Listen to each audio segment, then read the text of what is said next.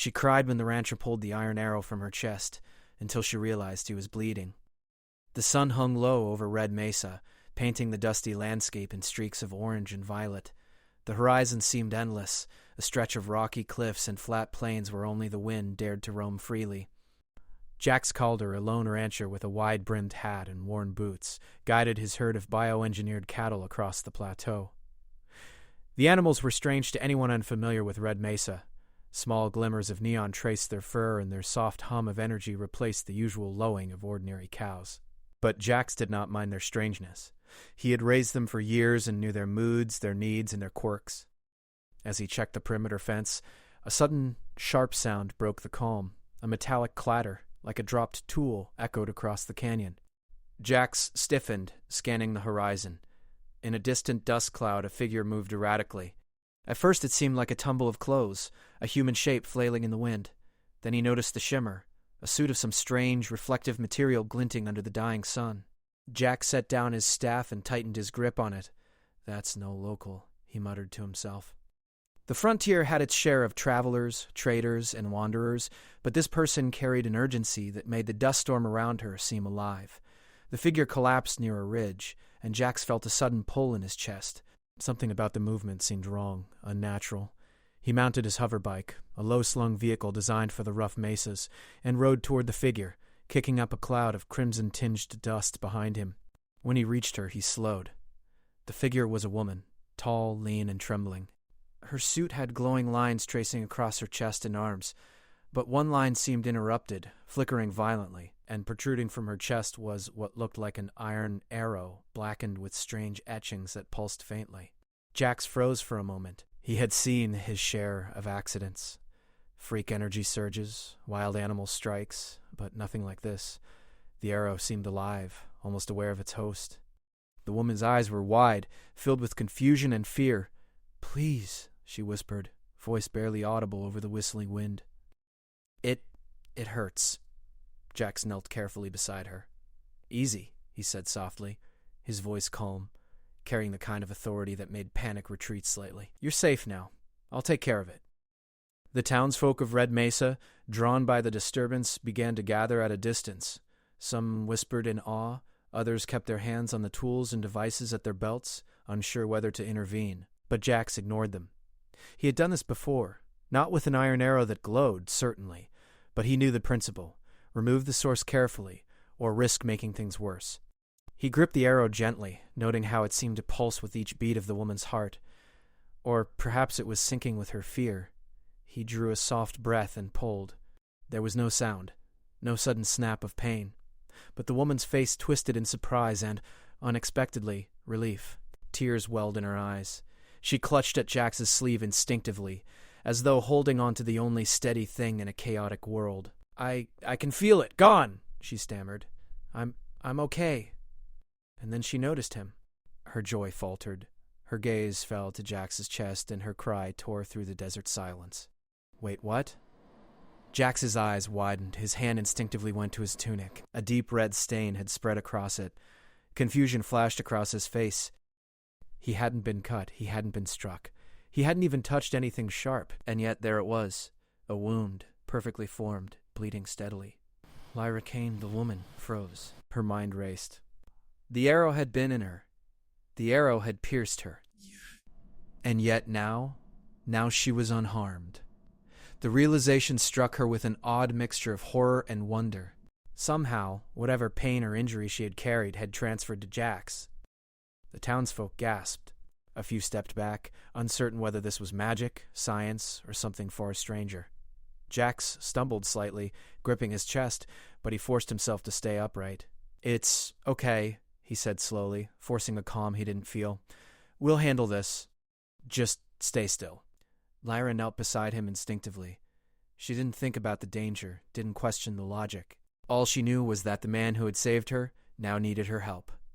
Her hands hovered near the wound, unsure what to do. Instruments in the nearby med station were basic, nothing to handle a quantum arrow, she realized, but she could help, at least, by staying calm and steady.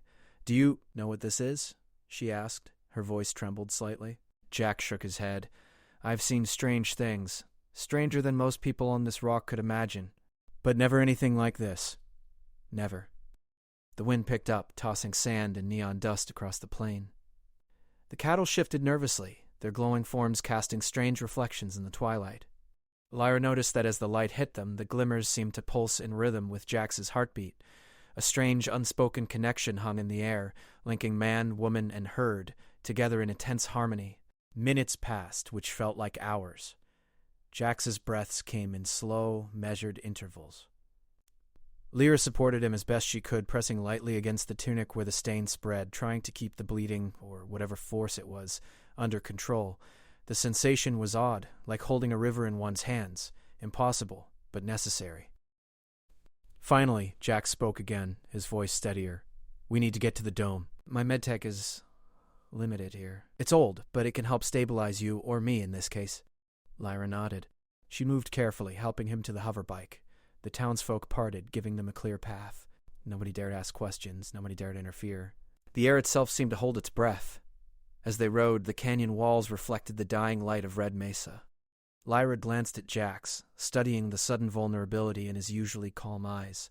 For a man who had survived countless dust storms, feral AI predators, and frontier bandits, he now seemed fragile, human in a way that both frightened and fascinated her. "I don't even know what to call this," she admitted quietly.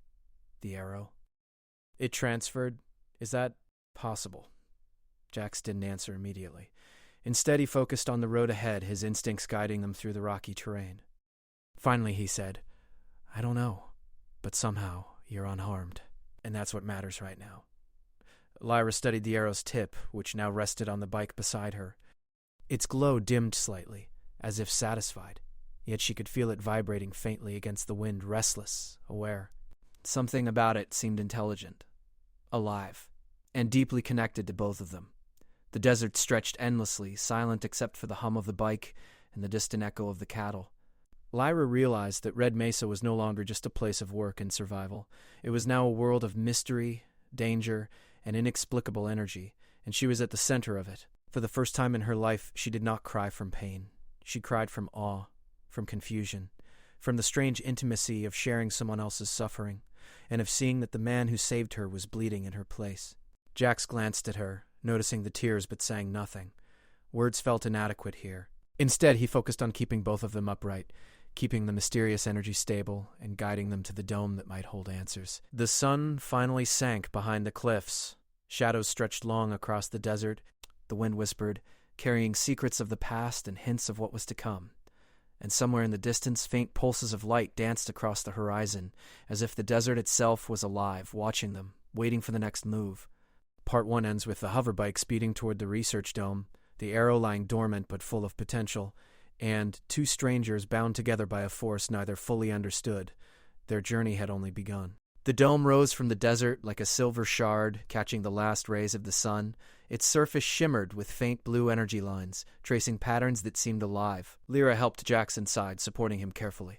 The moment they crossed the threshold, the temperature shifted. The air was cool, almost soothing, and a soft hum vibrated through the floor. Jax leaned against a support column, breathing heavily but slowly regaining his composure. Lyra placed her hands gently on his arm.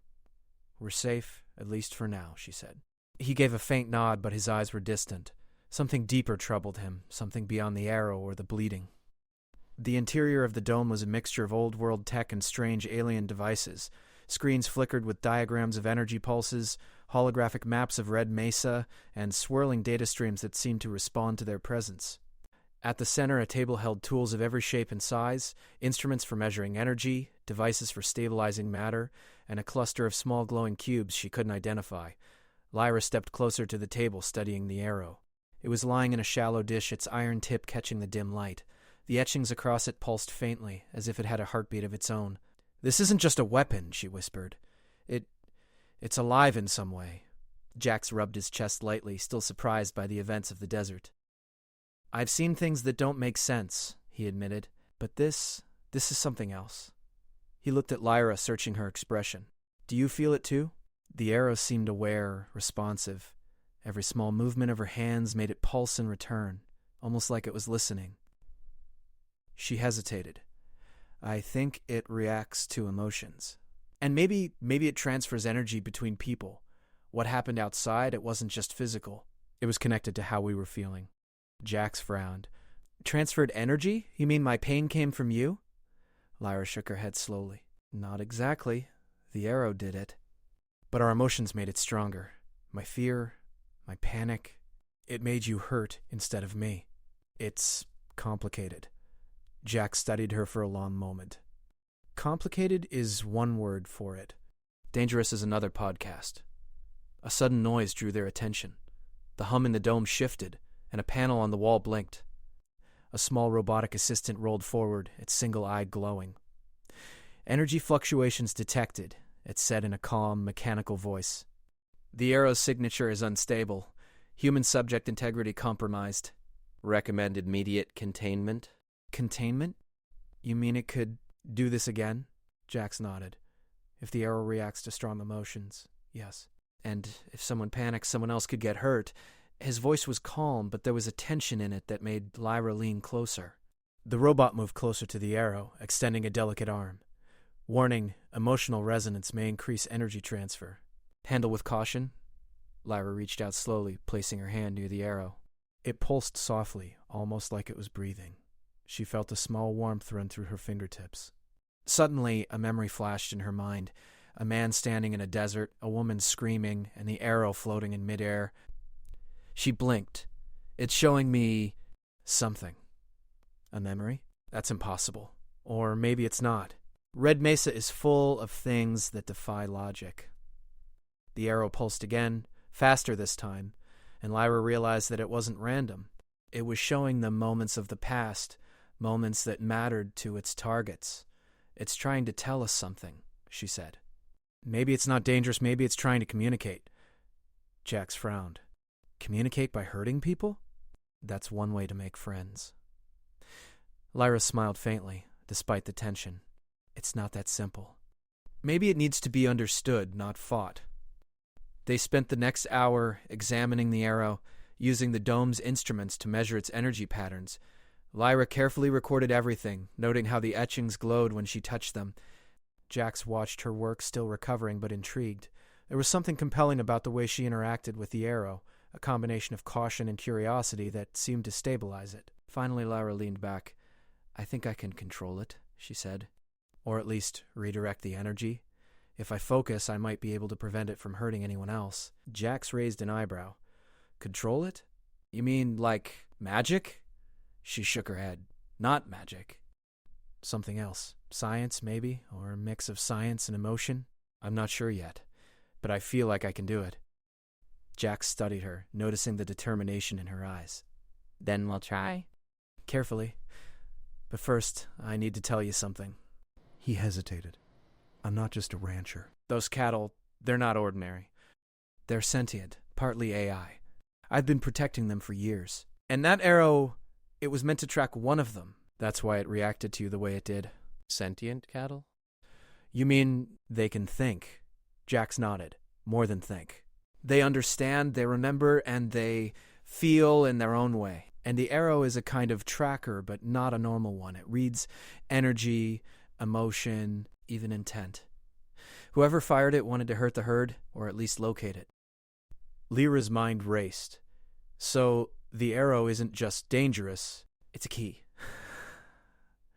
A key to the herd. Or maybe the entire settlement. Exactly, and now that it is bonded to you, well, it's unpredictable. That's why we need to be careful.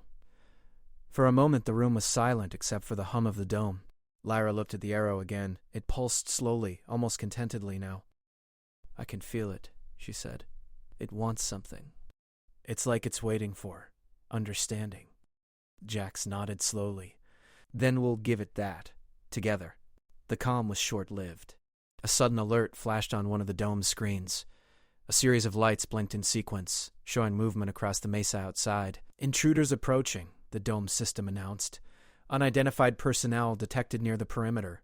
Bounty hunters, raiders, worse, scientists, or explorers who don't care about Red Mesa. They just want what's here. The arrow pulsed sharply, sensing the threat. Lyra could feel the change in its rhythm. Fear, urgency, and something else, anticipation, flowed through it. She instinctively held out her hands, and the pulsing slowed.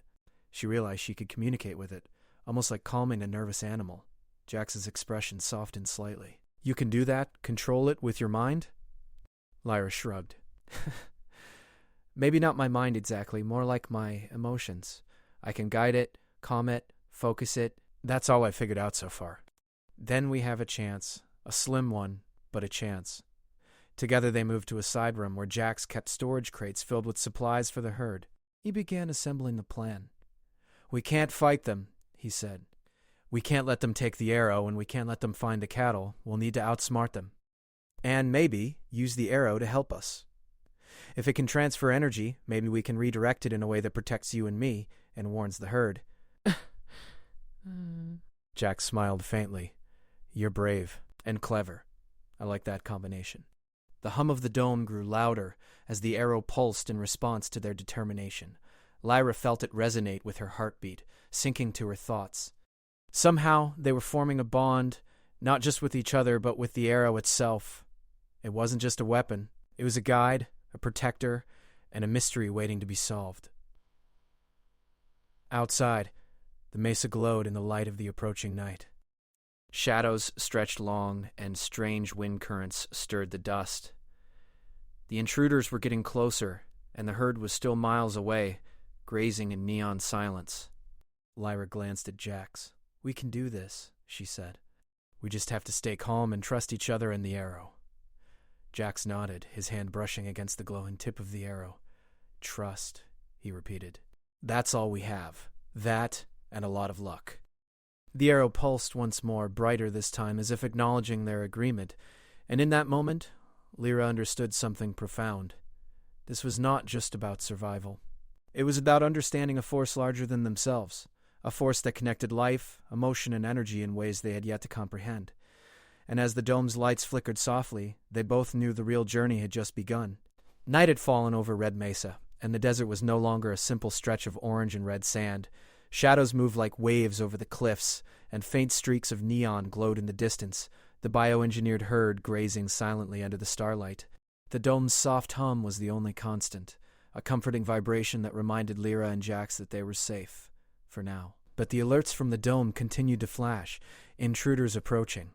Their sensors showed multiple figures moving steadily toward the settlement, their technology unfamiliar and advanced. Lyra leaned over the holographic map, tracing their projected paths. "They're moving fast," she said, worry threading her voice. "If they reach the herd before we can warn it, it could be chaos." Jax studied her carefully. "Then we don't have time. We need to move. Now." He picked up a compact pack from the corner of the room and checked its contents. Food rations, energy shields, and small gadgets for tracking the herd. "We'll guide the cattle to a safe zone beyond the ridge. They'll follow my signals." Lyra hesitated for a moment, then turned to the arrow. It lay in a shallow dish, glowing faintly. She could feel it responding to her nervous energy, pulsing in rhythm with her heartbeat. Tentatively, she reached out. The moment her fingers brushed its surface, a wave of warmth ran through her like a gentle current. It wasn't dangerous. It was aware, listening, waiting. "Lyra, can you do it?" Jax asked quietly, glancing at her. "Control it, guide it, so we can protect ourselves and the herd?" She swallowed hard and nodded. "I'll try." "But it'll take focus. It responds to emotions." "I can't panic or get distracted." Jax smiled faintly, his hand brushing hers. "Good. Then we start now." Together they stepped outside into the cool night. The desert air was crisp, carrying the faint scent of mineral dust and neon flora. The cliffs rose around them like silent guardians, and in the distance, the herd's faint glowing eyes reflected the moonlight. Lyra extended her hands toward the arrow, holding it gently. She concentrated, letting calmness flow through her. The arrow pulsed brighter, sending a soft, almost musical vibration into the air. The pulses traveled across the mesa, reaching the herd. Slowly, the cattle lifted their heads, sensing the energy signal. One by one, they began moving, following the rhythm of the pulses that Lyra directed. "Look!"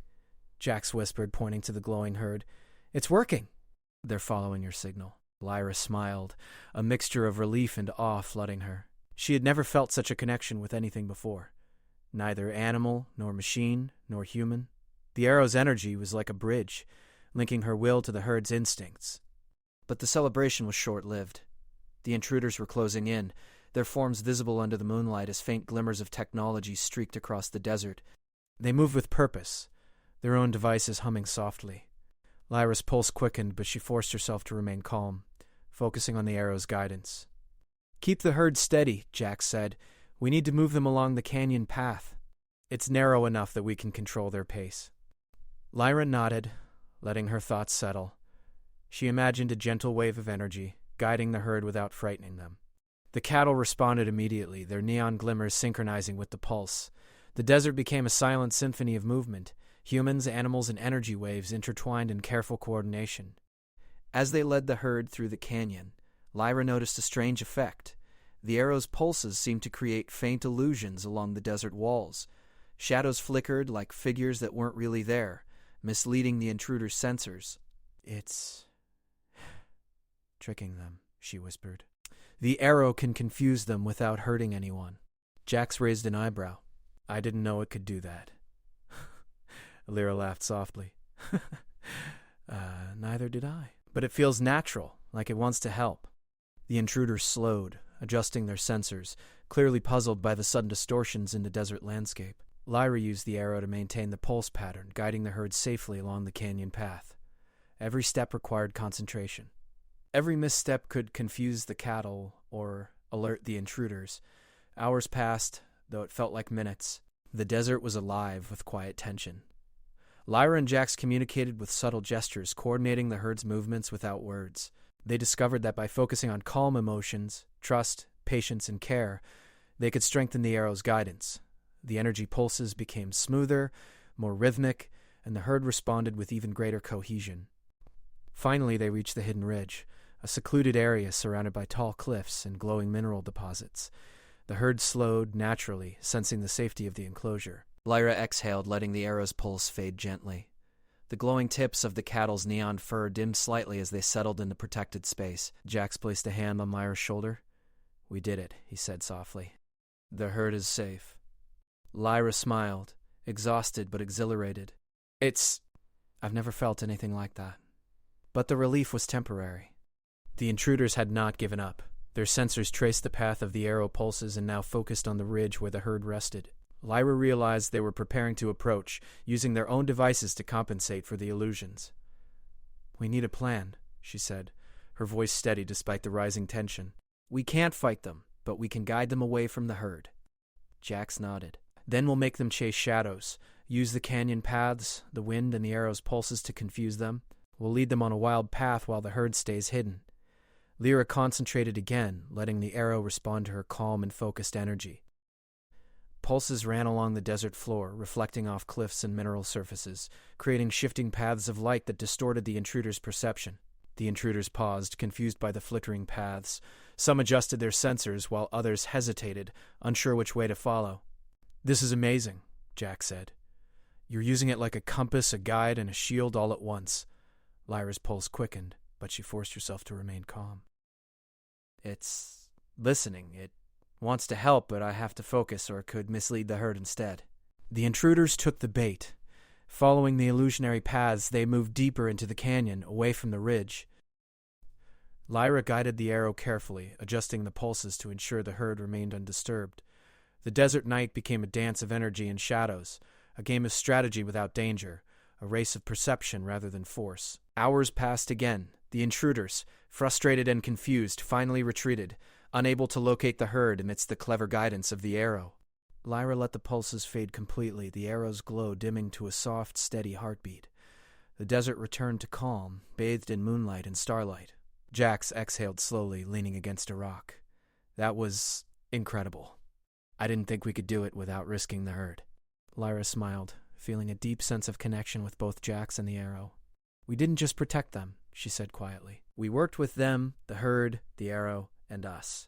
Jax nodded. "And we learned something important. The arrow isn't just a weapon, it's a guide. It responds to intention and emotion, not just force. That makes it powerful and unpredictable." Lyra looked at the arrow lying between them, now faintly glowing. "We'll have to understand it fully," she said. "If more intruders come, if someone tries to take it, we'll need every bit of knowledge we can get." Jack smiled faintly, brushing sand from his hands. Then we have work to do. But for now, we rest. They settled near the ridge, watching the glowing herd as it grazed quietly under the moon. Lyra held the arrow carefully, feeling its pulse slow and steady in her hands. She realized something profound. It had chosen her, not just as a target, but as a partner. It responded to her emotions, her focus, and her care. And that bond between human, energy, and herd was stronger than anything they could have imagined. The desert night stretched long and quiet. Somewhere in the distance, the intruder's lights faded, leaving the mesa in silence. Lyra and Jax shared a quiet smile, knowing that while danger might return, they had discovered a strength that went beyond weapons or force. Together, they could guide the herd, protect the arrow, and face whatever mysteries Red Mesa had yet to reveal. As the first light of dawn touched the cliffs, Lyra felt a gentle pulse in her hands. The arrow was alive, yes, but it was calm now. It had listened. It had learned. And it had chosen to trust them, just as they had chosen to trust it. For the first time since the arrow appeared in the desert, Lyra felt hope. The chase was over, but the journey, the true adventure, was only beginning. The first rays of dawn stretched across Red Mesa, painting the cliffs in shades of gold and pink. The desert was quiet, except for the soft hum of the dome and the faint glimmer of the bioengineered herd grazing peacefully near the hidden ridge. Lyra sat on a rock, holding the arrow in her hands. Its glow was steady, calm, and almost gentle. She could feel its pulse echoing her own heartbeat, a quiet rhythm that spoke of trust, not danger. Jax approached, carrying a small bag of supplies. "The herd is calm," he said, smiling faintly. "They followed your pulse all night without incident." "You really are remarkable." Lyra glanced at him, still amazed at the bond they had formed. Not just with the arrow, but with each other. "It wasn't me," she said softly. "It was the arrow. It responded to me. But we worked together. That's what mattered." Jax nodded, sitting beside her. "Then we need to understand it fully. It's clear this arrow is more than a tool or weapon.